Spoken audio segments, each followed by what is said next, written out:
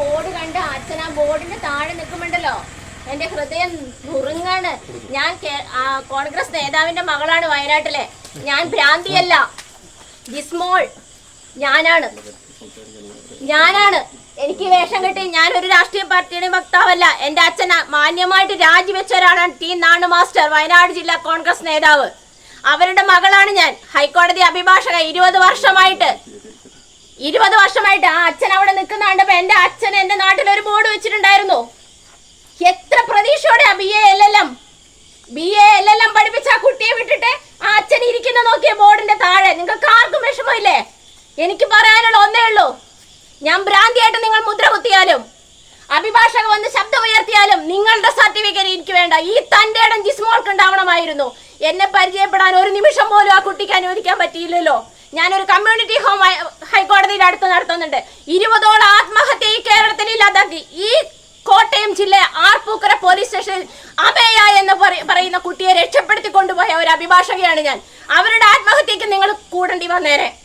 കാരണം കുട്ടിക്ക് അടി നോക്കി 9 മാസം ഗർഭിണിയായ ബിടെക്കുകാരിയെ കൊണ്ടുവന്ന് വീട്ടിൽ നിർത്തി 4 ആത്മഹത്യ ആ വീട്ടിൽ സംഭവിക്കേണ്ടതായിരുന്നു. ആ കുട്ടിയുടെ അച്ഛൻ ആത്മഹത്യ ചെയ്തു. അച്ഛൻ ആ 3 പേരെ ഞങ്ങൾ സേവ് ചെയ്തു. പക്ഷെ അച്ഛൻ എങ്ങനെ ആത്മഹത്യ ചെയ്തു നിങ്ങൾ അറിയണം. അഡ്വക്കേറ്റ് സാറ്റിജ എന്ന് പറയുന്ന കോട്ടയം ജില്ല അഭിഭാഷകയുടെ പേര് എഴുതി വെച്ചിട്ടാണ് ആത്മഹത്യ ചെയ്തത്. ഞാൻ രക്ഷപ്പെടുത്തി പോലീസ് സ്റ്റേഷനിൽ ഇറക്കുമ്പോ പിന്നാമ്പുറങ്ങളിലൂടെ പ്രതികളെ ഇറക്കി വിട്ട പോലീസ് സ്റ്റേഷൻ. അഡ്വക്കേറ്റന്മാര് ആര് വേണമെങ്കിലും എനിക്ക് വേറെ ശബ്ദം ഉയർത്തിക്കോ. പക്ഷെ എന്റെ മകൾ, ഞാൻ അമ്മയാണ്. ഇവരെയൊക്കെ മാനിച്ച് ഞാൻ ഇവിടെ ഒച്ചാനിച്ചിരിക്കുന്ന ആളല്ല. ഞാനൊരു രാഷ്ട്രീയ പാർട്ടിയുടെ വക്താവല്ല. നിലവിലുള്ള അരാഷ്ട്രീയത്തെ എതിർക്കുന്ന ഒരാളാണ്. കാരണം എന്താന്ന് വെച്ച് കഴിഞ്ഞാൽ ഇത് കൊലപാതകമാണ്. ആത്മഹത്യ എന്ന് ഞാൻ പറയില്ല. ഇതൊരു പ്ലാൻഡ് കൊലപാതകം തന്നെയാണ്. ഇതിന് വധശിക്ഷ തന്നെ ഇതിനുള്ളിൽ പ്രവർത്തിച്ച ഇതിന് കൂട്ടുനിൽക്കുന്ന ആൾക്കാർക്ക് നേടിക്കൊടുത്ത് ബഹുമാനപ്പെട്ട പൗരന്മാർ പിൻവാങ്ങാൻ പറ്റുള്ളൂ. പിന്നെ ബഹുമാനപ്പെട്ട മെമ്പർ ഇവിടെ നേരത്തെ സംസാരിക്കുന്നുണ്ടോ, ഞങ്ങൾ ഇത് രഹസ്യ സ്വഭാവമാണ്. കോടതി ജനങ്ങൾക്ക് രഹസ്യമല്ല. നിങ്ങൾ മനസ്സിലാക്കൂ, കോടതി രഹസ്യമല്ല, സുതാര്യമാണ്. ഞാൻ നിങ്ങളുടെ മുന്നിൽ പേപ്പർ നിരത്തി തരാം. ജിസ്മോന്റെ കേസുമായി ബന്ധപ്പെട്ട് ഓരോ സ്റ്റെപ്പും എടുക്കുന്ന കേസുകൾ ഞാൻ നിരത്തി തരാം. മാളയാർ നീതിയാത്രയിലെ കുട്ടികൾക്ക് വേണ്ടി ഞാൻ ശബ്ദിച്ച ആളാണ്. അവിടെ ഗാന്ധി സ്ക്വയറിൽ എറണാകുളത്ത്. പിന്നെ അത് പലരും ഏറ്റെടുത്ത് കോടികൾ പിരിച്ച് മാറ്റിക്കളഞ്ഞു. ഞാൻ നിങ്ങളോട് പറയുന്ന എന്തുകൊണ്ട് എന്നെ സംസാരിക്കാൻ ഇവർ അനുവദിച്ചില്ല? ഞാൻ ഹൈക്കോടതിയിൽ നിന്ന് വന്നത് ഇവിടെ വേഷം കെട്ടാനായിരുന്നില്ല. ഞാൻ ഹൈക്കോടതി മാധ്യമങ്ങളിലൂടെ കഴിഞ്ഞ ദിവസം ഞാൻ കേട്ടു, ഒരൊറ്റ അഭിഭാഷകർ പോലും ഈ അഭിഭാഷകയ്ക്ക് വേണ്ടി ഉണ്ടായില്ല എന്നൊരു ചോദ്യം ഞാൻ കേട്ടു. എന്റെ അച്ഛൻ ടി നാണു മാസ്റ്റർ അഭിഭാഷകയായിട്ട് എന്നെ പഠിച്ചിറക്കിയത് നീതിക്ക് വേണ്ടി ഫൈറ്റ് ചെയ്യാൻ വേണ്ടിയാണ്. അത് ഞാൻ എന്റെ ജീവിതം ഈ ഭൂമിയിൽ ഉണ്ടെങ്കിൽ ഞാൻ ഫൈറ്റ് ചെയ്തിരിക്കും. കേരളത്തിന്റെ ഓരോ കോണിലും ഞാൻ പോകുന്ന ഒരാളാണ്.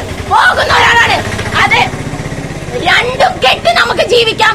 രാജാവായിട്ട് ഒരു നിമിഷം ജീവിക്കാം. ജിസ്മോൾ എന്നെ കണ്ടില്ലല്ലോ എന്നൊരു വേദന. ഇന്ന് കയ്യും പിടിച്ച് ഞാൻ സാമൂഹ്യ പ്രവർത്തനത്തിന് ആ കുട്ടിയുടെ കൂടെ ഞാൻ ഇറങ്ങിയേനെ. കാര്യം എന്താണെന്ന് വെച്ചാൽ അരാഷ്ട്രീയത നിലനിൽക്കുന്നുണ്ടെങ്കിൽ നിങ്ങൾ ഇറങ്ങണം. ജനങ്ങളെ ഇറങ്ങണം. ഏത് അന്വേഷണം നിങ്ങൾ വെയിറ്റ് ചെയ്യുന്നത്? ഏത് FIR നിങ്ങൾ വെയിറ്റ് ചെയ്യുന്നത്? FIR കൊലപാതകികൾ അല്ലെങ്കിൽ നിങ്ങൾ എത്ര കാലം കൊണ്ട് വീണ്ടും FIR ഇടിപ്പിക്കും? വാളയാർ കേസിൽ എന്താ സംഭവിച്ചേ? ഈ FIRന്റെ ബലം ശരിയല്ല എങ്കിൽ നിങ്ങൾ എവിടെ പോകും? എന്റെ ജനങ്ങളെ, നിങ്ങൾ എവിടെ പോകും? എന്ത് കോടതി, എന്ത് കേസ്? അപ്പൊ ഈ FIR കൊലപാതകികൾ, ഈ കൊലപാതകം ചെയ്തവരുടെ FIR murder. Planned murder. Advocate ജിസ്മോളുടെ കൊലപാതകം ഇത് കൊലപാതകം തന്നെയാണ്. എന്താ CCTV വരാത്ത? ഇന്നലെ കളവ് നടത്തിയവൻ അവിടെ കടത്തുണ്ടയിൽ കിടന്നുറങ്ങിയ CCTV ഇപ്പൊ വന്നിട്ടുണ്ട് ചാനലിലൂടെ. ഇതെന്താ CCTV ഇല്ലാത്ത? എന്താ പള്ളിമേടേന്റെ മുന്നിൽ എന്തിനാ CCTV വെച്ചത്? അപ്പുറത്തെ വീട്ടിൽ എന്തിനാ CCTV വെച്ചത്? ഞാൻ അവിടെ റെസിഡൻസ് അസോസിയേഷൻ താമസിക്കുന്നുണ്ട്. അവരുടെ CCTV എന്തിനാ? അവിടെ നടക്കുന്ന ഓരോ കാര്യം, പട്ടി ചത്തത് കാണാനും ഓക്കെ ശരിയാ, പ്രകൃതി സ്നേഹം വേണം. പക്ഷെ മനുഷ്യൻ ചത്തതും പോന്നതും ഒന്നും കാണാൻ CCTV ഇല്ലാന്നാ പറയുന്നത്. ഇതൊക്കെയല്ലേ ഇവിടെ സംസാരിക്കേണ്ടിയിരുന്നത്? ഇതൊക്കെയല്ലേ? എനിക്ക് മൈക്കൊന്നും വേണ്ട, എനിക്ക് കവല പ്രസംഗം ശീലമില്ല. പക്ഷെ ഞാൻ വരുമ്പോ ഞാൻ ശബ്ദം ഉയർത്തി എനിക്ക് ഇവിടെ നിൽക്കുന്ന ആരും ആരുടെയും സർട്ടിഫിക്കറ്റ് വേണ്ട, ആരുടെയും സർട്ടിഫിക്കറ്റ് വേണ്ട. എന്ത് വേണമെങ്കിലും മുദ്ര കുത്തിക്കോ. പക്ഷേ പ്രകൃതിയുടെ ശക്തിയുടെ കൂടെ നിന്നാ ഞാൻ പറയുന്നത്, ഇത് കേരളത്തിൽ ഇതൊരു തുടർ പരമ്പരയായിരിക്കും. പ്ലാന്റ് കൊലപാതകങ്ങൾ ആത്മഹത്യയാക്കി തീർക്കാണ്. ആ കുട്ടി വളരെ കഴിവുള്ള കുട്ടിയായിരുന്നു.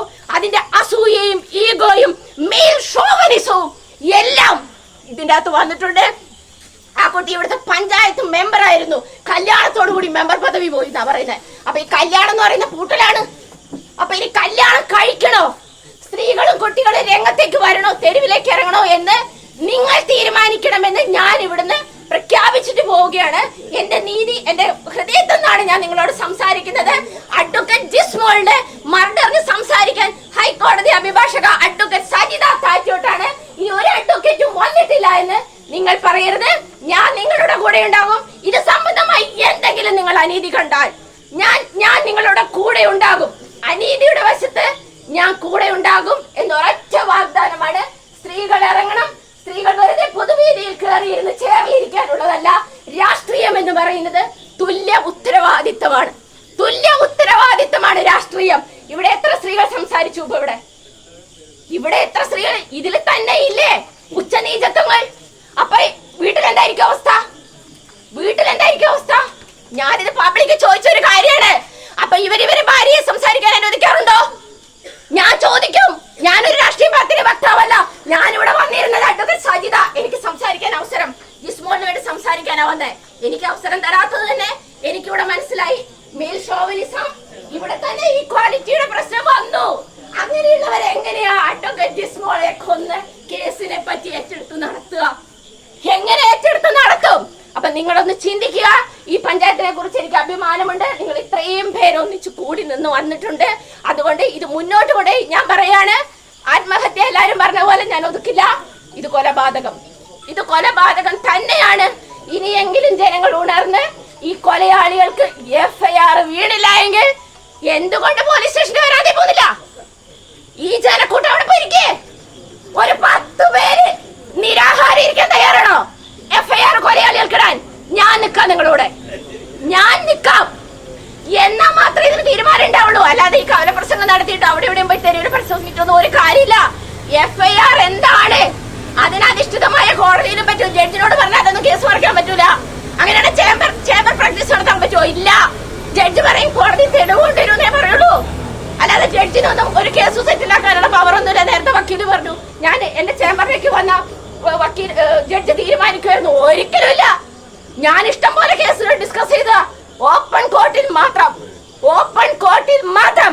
അങ്ങനെയാണെങ്കിൽ അത് ചേംബർ പ്രാക്ടീസ് ആയി പോകും. ജഡ്ജി മാറും. നമുക്ക് ചിന്തിച്ചൂടെ? ഏതൊരു കക്ഷിക്കും പോയി ചേംബറിൽ ഇരിക്കാൻ പറ്റുമോ?